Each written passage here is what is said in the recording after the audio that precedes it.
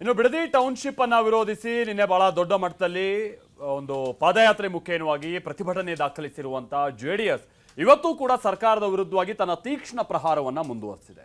ಅದರಲ್ಲೂ ಎಚ್.ಡಿ. ಕುಮಾರಸ್ವಾಮಿ ಅವರು ಇವತ್ತು ಕೆಲ ದಾಖಲೆಗಳನ್ನ ಕೈಯಲ್ಲಿ ಹಿಡ್ಕೊಂಡು ಬಂದಿದ್ರು. ಡಿ.ಕೆ. ಶಿವಕುಮಾರ್ ವಿರುದ್ಧವಾಗಿ ಹಲವು ಆರೋಪಗಳನ್ನ ಮಾಡಿದ್ರು. ಅಷ್ಟೇ ಅಲ್ಲ, ಡಿ.ಕೆ. ಶಿವಕುಮಾರ್ ಅವರ ಚರಿತ್ರೆ ಏನು, ನನ್ನ ಬಗ್ಗೆ ಪ್ರಶ್ನೆ ಮಾಡ್ತಾರಲ್ಲ, ನಾನು 2007ರಲ್ಲೇ ಈ ವಿಚಾರವನ್ನ ಕೈಬಿಟ್ಟು ಆಗಿ ಹೋಗಿದೆ, ಈಗಲೂ ಇದರಲ್ಲಿ ಆಸಕ್ತಿ ಹೊಂದಿರುವಂಥದ್ದು ಕಾಂಗ್ರೆಸ್ ಅಂತ ಹೇಳಿದ್ರು. ಅಷ್ಟೇ ಅಲ್ಲ, ಅಲ್ಲೆಲ್ಲಿ ಈಗ ಅಕ್ವಿಷನ್ ಆಗ್ತಾ ಇದೆಯಲ್ಲ, ಅದೊಂದು ಹಳ್ಳಿನ ಮೆನ್ಷನ್ ಮಾಡಿ ಅಲ್ಲೇ ಬರಲಿ ಡಿ.ಕೆ. ಶಿವಕುಮಾರ್ ಅವರು ಬಹಿರಂಗವಾಗಿ ನಾನು ಚರ್ಚೆಗೆ ಸಿದ್ಧ ಇದ್ದೀನಿ ಅಂತ ಸವಾಲು ಹಾಕಿದ್ರು. ಇದೇ ಪ್ರಶ್ನೆಯನ್ನ ಮುಖ್ಯಮಂತ್ರಿಗಳ ಬಳಿ ಕೇಳಿದಂಥ ಸಂದರ್ಭದಲ್ಲಿ ಮುಂಚೆ ನಾನು ಸಿದ್ಧ ಇದ್ದೆ, ಕರೆದಿದ್ದೆ, ಅವರಾಗಿ ಬಂದಿಲ್ಲ, ನನಗೀಗ ಪುರ್ಸೋತಿಲ್ಲ ಅಂತ ಹೇಳಿದ್ರು. ಬನ್ನಿ ಬಿಡದಿ ವಿಚಾರಕ್ಕೆ ಸಂಬಂಧಪಟ್ಟ ಹಾಗೆ ಏನಾಗ್ತಾ ಇದೆ ರಿಪೋರ್ಟಲ್ಲಿ ನೋಡ್ಕೊಂಬೋಣ. ನಾನೇ ಬರಲ್ಲ ಅಂತ ಹೇಳಿಲ್ಲ, ಯಾಕಂದ್ರೆ ಬಿಸಿ ಅವರು ಫ್ರೀ ಮಾಡ್ಕೊಂಡು ಬಂದ್ರೆ ನಂದೇನು ಯಾವಾಗ ಬೇಕಾದ್ರೂ ತಯಾರಿ. ನಾನೇನು ಮಾತಾಡುದಿಲ್ಲ, ಕರೆದಾಗ ಬರಲಿಲ್ಲ. ಅಲ್ಲ ಬೈರ್ಮಂಗ್ ಜನಗಳ ಹತ್ರಕ್ಕೆ ಹೋಗೋಣ, ಅನುಭವಿ ರಾಜಕಾರಣಿಗಳ ಹತ್ರ ಮಾತಾಡ್ತಾರೆ. ರೆಡ್ ಝೋನ್ ಅಂತ ಯಾಕೆ ಕುಮಾರಸ್ವಾಮಿ ಅವರು ಮಾಡಿದ್ರು, ಅದು ಫಸ್ಟ್ ಉತ್ತರ ಹೇಳಿ. ಆ ಸಿಡಿಪಿ ಪ್ಲಾನ್ ಏನ್ ರೆಡಿ ಮಾಡಿದ್ರು, ಕೆಲವು ಭಾಗ green zone, red zone guide lines ಬರ್ತಕ್ಕಂಥದ್ದು. ಕಾಳಗ ಬದ್ಧ ವೈರಿಗಳ ಸಮರ. ಬಿಡದಿ ಟೌನ್ಶಿಪ್ ವಿಚಾರದಲ್ಲಿ ಸಿಎಂ ಡಿಕೆಶಿ ಕುಮಾರಸ್ವಾಮಿ ಮಧ್ಯೆ ರಾಜಕೀಯ ಸಂಘರ್ಷ ತಾರಕಕ್ಕೇರಿದೆ. 2006ರಲ್ಲಿ ರೆಡ್ ಝೋನ್ ಮಾಡಿದ್ದೇ ಕುಮಾರಸ್ವಾಮಿ, ಅವರೇ ಟೌನ್ಶಿಪ್ ಪ್ಲಾನ್ ಮಾಡಿದ್ದು ಅಂತ ಸಿಎಂ ಡಿಕೆಶಿ ಬೆಂಕಿಯುಗುಳ್ತಿದ್ದಾರೆ. ಇದೀಗ ಸಿಎಂ ಡಿಕೆಶಿಗೆ ಸವಾಲ್ ಹಾಕಿರೋ ಎಚ್ಡಿಕೆ ಬೈರಮಂಗಲಕ್ಕೆ ಬನ್ನಿ, ನಾನು ಚರ್ಚೆಗೆ ಸಿದ್ಧ ಅಂತ ಪಂಥಾಹ್ವಾನ ಕೊಟ್ಟಿದ್ದಾರೆ.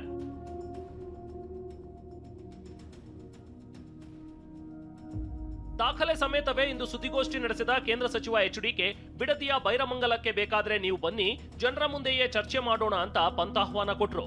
ಇದಕ್ಕೆ ಕೌಂಟರ್ ಅಟ್ಯಾಕ್ ಮಾಡಿದ ಸಿಎಂ ಡಿಕೆ ಈ ಹಿಂದೆಯೇ ಬಹಿರಂಗ ಚರ್ಚೆಗೆ ನಾನು ಸಿದ್ಧವಿದ್ದೆ ಎಂದಿದ್ದಾರೆ.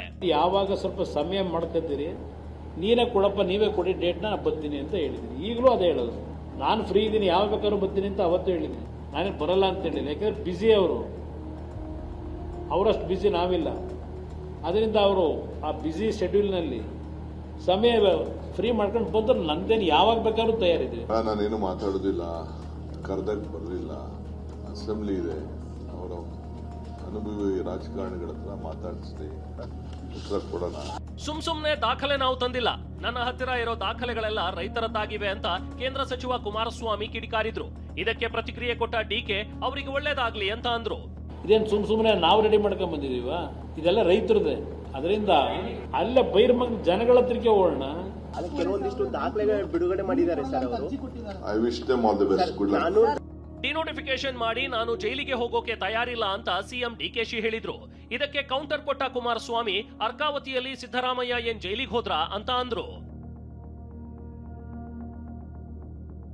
ನಾನ್ ಬೀಂಗ್ ಎ ಅರ್ಬನ್ ಡೆವಲಪ್ಮೆಂಟ್ ಇದು ಮಿನಿಸ್ಟರ್ ಆಗಿದ್ದಂತವನು, ನಾನು ಐ ಕಾಂಟ್ ಡಿನೋಟಿಫೈ ಮಾಡ್ಬಿಟ್ಟು ನಾನು ಜೈಲಿಗೆ ಹೋಗ್ಲಿಕ್ಕೆ ನಾನು ತಯಾರಿಲ್ಲ. ನಾನು ಡಿನೋಟಿಫಿಕೇಶನ್ ಮಾಡಿ ನಾನು ಜೈಲಿಗೆ ಹೋಗಲ್ಲ.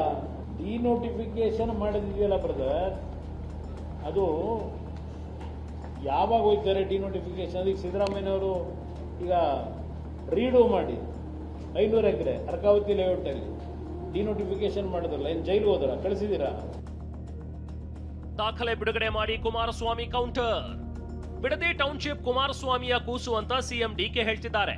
ಆದ್ರೆ ಇದಕ್ಕೆ ದಾಖಲೆ ರಿಲೀಸ್ ಮೂಲಕ ಕೌಂಟರ್ ಕೊಟ್ಟಿರೋ ಕುಮಾರಸ್ವಾಮಿ, ನಾನೇ 5 ಟೌನ್ಶಿಪ್ಗೆ ಚಾಲನೆ ಕೊಟ್ಟಿದ್ದು, ಆದ್ರೆ 2007ರ ಜೂನ್ 11ರಂದು ನನ್ನ ಎಲ್ಲಾ ಆದೇಶಗಳು ಸ್ಥಗಿತ ಆಗತ್ತೆ, ಬಳಿಕ ಅಧಿವೇಶನದಲ್ಲಿ ಚರ್ಚೆ ಆಗಿದೆ ಅಂತ ಕುಮಾರಸ್ವಾಮಿ ದಾಖಲೆ ರಿಲೀಸ್ ಮಾಡಿದ್ದಾರೆ.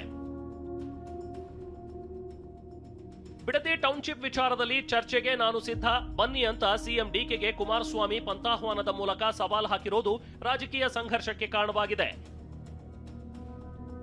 ಇತ್ತ ರೈತ ಸಂಘಟನೆಗಳು ಬಿಡದಿ ಟೌನ್ಶಿಪ್ ಖಂಡಿಸಿ ಬೈಕ್ ರ್ಯಾಲಿ ನಡೆಸಿವೆ. ಬಿಡದಿಯಿಂದ ಬೈರಮಂಗಲದವರೆಗೂ ಬೈಕ್ ರ್ಯಾಲಿ ನಡೆಸಿ ಪ್ರತಿಭಟನೆ ನಡೆಸಲಾಯಿತು. ಈ ಪ್ರತಿಭಟನೆಯಲ್ಲಿ ಮೇಲುಕೋಟೆ ಶಾಸಕ ದರ್ಶನ್ ಪುಟ್ಟಣಯ್ಯ, ರೈತ ಸಂಘದ ರಾಜ್ಯಾಧ್ಯಕ್ಷ ಬಡಗಲ್ಪುರ ನಾಗೇಂದ್ರ ಭಾಗಿಯಾಗಿದ್ರು. ಇಲ್ಲಿ ಈ ತರ ಲ್ಯಾಂಡ್ ಅಕ್ವಿಸಿಷನ್ ಮಾಡಿ ಮತ್ತೆ ಎಕ್ಸ್ಪಾನ್ಷನ್ ಮಾಡ್ತಿರೋಂಥದ್ದು ಇದೇನು, ಇದರಿಂದ ಆಯ್ತಿರೋಂಥ ಸಮಸ್ಯೆಗಳೇನು ಅಂತ ನಮಗೆ ದೇಶಾದ್ಯಂತ ಏನಾಗೈತೆ ಅನ್ನೋದು ನಮಗೆ ಗೊತ್ತಿರೋಂಥದ್ದೇ. ಇದಾಯ್ತಾ ಇರೋದ್ರಿಂದ ಈ ಒಂದು ಕಡೆ ಕಟ್ಟಡಗಳು ಕಟ್ಟಬೇಕು, ಹೊಸಬ್ರನ್ನ ತಗೊಬಂದು ನಿಲ್ಲಿಸ್ಬೇಕು, ಆದರೆ ಇಲ್ಲಿ ಸ್ಥಳೀಯವಾಗಿರೋಂಥ ರೈತರನ್ನೆಲ್ಲ ಬೀದಿಗೆ ತರ್ತಾರೆ. 80% 80 ಭಾಗಕ್ಕಿಂತ ಹೆಚ್ಚು ಜನರು ವಿರೋಧ ಮಾಡಿದ್ದಾರೆ. ಈಗ ಆಳುವ ಸರ್ಕಾರಗಳು ಅಥವಾ ಕಂಪ್ನಿ ಪರ ಮನಸ್ಸಿರುವಂಥ ರಾಜಕಾರಣಿಗಳು ಅದನ್ನು ದಿಕ್ ತಪ್ಸೋಕ್ಕೆ ಈಗ 500 ಚಿಲ್ಲರೆ ಎಕರೆ ನೋಟಿಫಿಕೇಶನ್ ಮಾಡಿದ್ದಾರೆ. ಅವೆಲ್ಲ ಸಣ್ಣ ಹಿಡುವಳಿದಾರರ ರೈತರು. ಅವ್ರ ಅಸಹಾಯಕತನ ಬಳಸ್ಕೊಂಡು ಅವ್ರಿಗೆ ಪರಿಹಾರ ಕೊಡ್ತೀವಿ ತರಾತುರಿ ಅಂತೇಳಿ ಬೇರೆ ರೈತರನ್ನ ಹೋರಾಟವನ್ನು ಕುಗ್ಸಕ್ಕೆ ಮಾಡ್ತಾರೆ.